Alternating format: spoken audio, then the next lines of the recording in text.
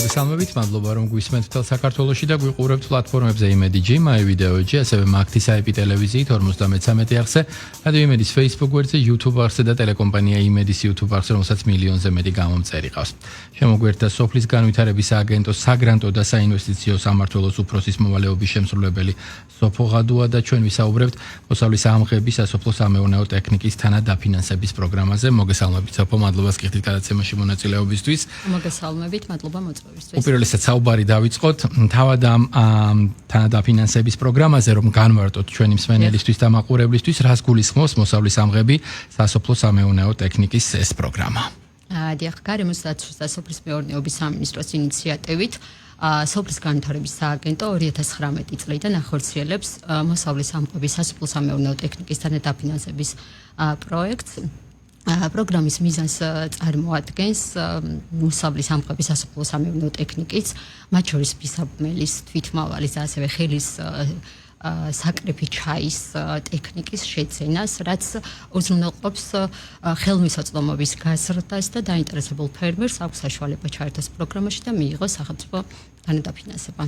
კეთილი. მოდით ახლა რომ ავხსნათ რა არის მთავარი მიზანი და ზოგადად ეს პროგრამა თანადაფინანსების ვისია ორიენტირებული. ესეც რომ გითხრათ. დიახ, ეს პროგრამა ხელს უწყობს ფერმერებში ტექნიკის შეძენას პროგრამის ბიუჯეტი მიმდინარე წელს არის 5 მილიონი ლარი, რაც გამომდინარეობს დიდი მოთხოვნიდან. ფერმერები დაინტერესებულები არიან, რომ შეიძინონ მოსავლის ამღები ტექნიკა, მისაბმელი, თვითმავალი და ასევე ხელის ჩაის საკრეფი. პროგრამის პირობა არის შემდეგნაირად პროექტის ღირებულების 30%-ის თანადაფინანსებას ახორციელებს სააგენტო, არა უმეტეს 250,000 ლარისა. წინა წლებში დაფინანსების ოდენობა შეადგინა 150,000 ლარს და გამომდინარე იქიდან, რომ ფერმერების უმრავლესობის მოთხოვნა იყო, რომ მაღალგაბარიტიანი ტექნიკა შეეძინათ, რაც უზრუნველყოფს უფრო დიდი მოსავლის აღებას, ნაკლებ დროში და დანარკარგის მინიმალურამდე დაყვანას. შესაბამისად, გადაწყვეტილება იყო მიღებული, რომ გაზრდილი იყო გრანტი 250,000 ლარამდე.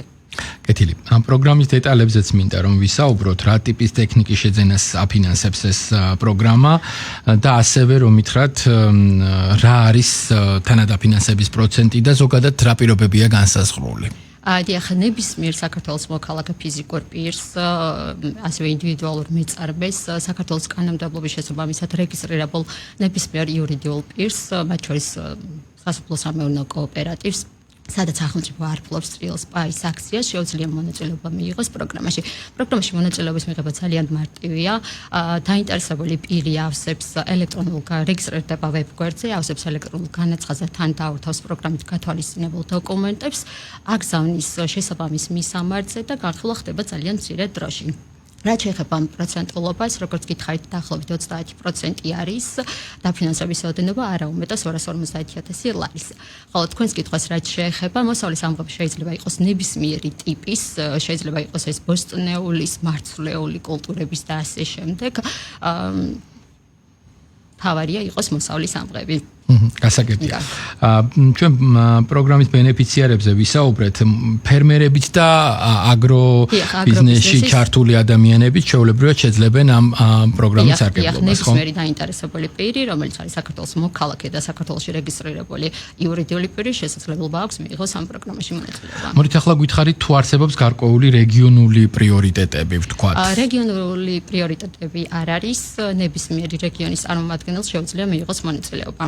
საქართველოს მასშტაბით. კარგით, განაცხადის პროცესზე მინდა რომ ვისაუბროთ, თქვენ კი თქვით რომ თქვა დამარტივია ეს პროცედურა, მაგრამ კიდევ უფრო მეტად რო ჩავშალოთ, როგორ უნდა მიმართონ დაინტერესებულმა პირებმა პროგრამაში ჩართვისთვის, თქვათ თუ შესაძლებელია რომ ადგილზეც ეს ადამიანები მოვიდნენ და ვთქვათ გაიაროთ მათთან უშუალოდ ეს დეტალები თუ ონლაინ არის ეს შესაძლებელი. ადგილზე შეუძლია მოვიძახდნენ და კონსულტაცია გაიარონ, თუმცა გვაქვს სამინისტროს ხელი ხაზით 1501, სადაც ოპერატორები ოპერატიულად დაეხმარებიან და ზუსტად მიაწოდებენ სრულად ინფორმაციას, ხოლო რაც შეეხება განაცხადს, მხოლოდ ელექტრონული განაცხადით ხდება ჩვენთან წარმოდგენა დოკუმენტების. ვებგვერდზე RDA Coaches შეუძლია ნებისმიერ მსურველს დარეგისტრირდეს, გაიაროს ავტორიზაცია, შეავსოს ელექტრონული განაცხადი, თან დაურთოს პროგრამით გათვალისწინებული დოკუმენტები და გადმოაგზავნოს შესაბამის მისამართზე. ხოლო რა შეეხება პროგრამით გათვალისწინებულ დოკუმენტს, ძალიან მარტივია, ხელმისაწვდომია ეს მათთვის, ნებისმიერ შეუძლია რომ მოიციოს.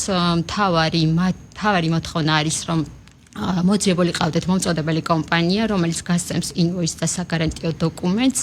ასევე წარმოსადგენია პირადობის მოწმობა, როგორც არის ამონაწერი სამეწარმეო რეესტრიდან, იურიდიული პირის შემთხვევაში აუცილებელია რომ კრების ოქმი იყოს წარმოქმნილი, სადაც ყველა დამფუძნებელი გამოხატავს თანხმობას, რომ ჩაერთოს ამ პროგრამაში. საგადასახადო დავალიანება არ უნდა გააჩნდეს სახელმწიფოს მიმართ, რასაც ადასტურებს ცნობას შემოსავლების სამსახურიდან და აუდიტორული დასკვნის წარმოქმნა საჭირო, სადაც მითითებული იქნება ის ფასი, რითაც არის შეფასებული ტექნიკა, რომ დღევანდელ ბაზარზე არსებული საბაზრო ფასის შესაბამისია. სოფო, მოკლედ განაცხადები წარმოვადგინეთ, საჭირო დოკუმენტაცია თან ახლავს და შემდეგ უკვე ხა ვადებზე მინდა ვისაუბრო, თქვათ რა ვადა ჭირდება განაცხადის განხილვას და შემდეგ უკვე დაფინანსების მიღებას და როგორ ხდება ეს უკავშირიც ესეც რომ ავხსნათ. დიახ, დოკუმენტების წარმოქმნის შემთხვევაში თუ ყველა დოკუმენტი სწორად არის წარმოქმნილი, ფორმდება ხელშეკრულება ბენეფიციარსა და სააგენტოს შორის. განხილვის პროცესი პროცედურულად გვაქვს 2 კვირა, თუმცა 2 კვირა არასდროს არ გრძელდება და დაახლოებით 3-4 დღე სჭირდება იმისთვის, რომ ხელშეკრულება მომზადდეს. პროგრამით არის გათვალისწინებული, რომ 30 ნოემბერი, ესე იგი მიმდინარე წლის 30 ნოემბრამდე ბენეფიციარს უკვე შეძენილი უნდა ჰქონდეს ტექნიკა და შესაბამისად მოთხოვნილი უნდა ჰქონდეს ტრანში.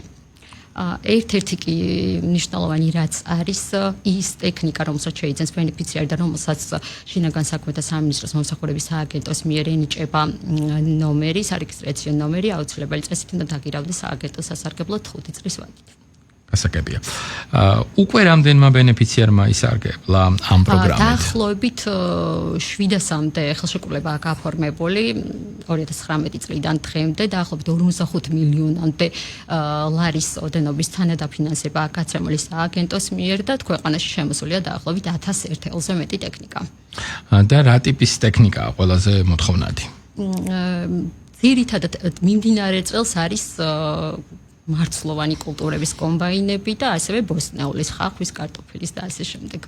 მოსავლის სამყები.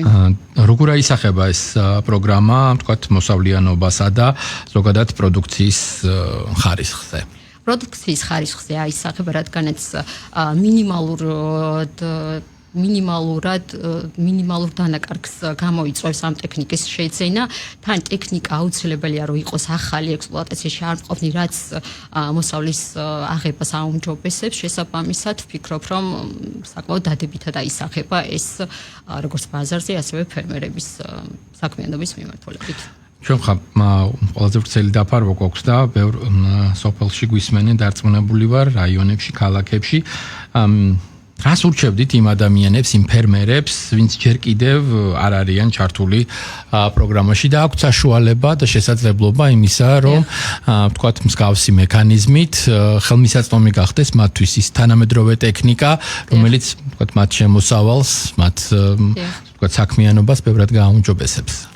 მათ ურჩევდით, რომ დღესვე მოიძიონ მომწოდებელი კომპანია, ვისგანაც შეიძენენ ტექნიკას, შეავსონ, დარეგისტრირდნენ ვებგვერდზე, შეავსონ ელექტრონული განაცხადი და ჩაერთონ პროგრამაში.